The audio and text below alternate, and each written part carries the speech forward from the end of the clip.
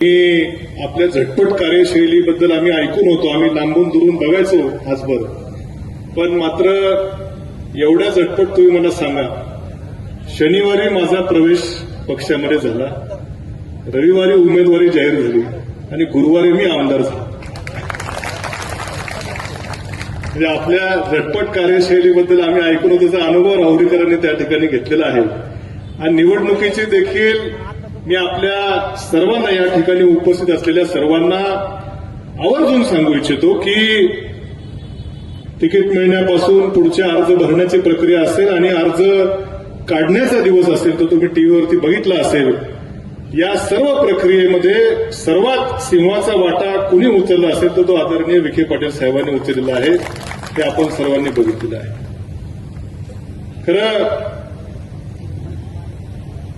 5 वर्ष विधानसभेमध्ये मी होतो, आता मी पुन्हा आलो.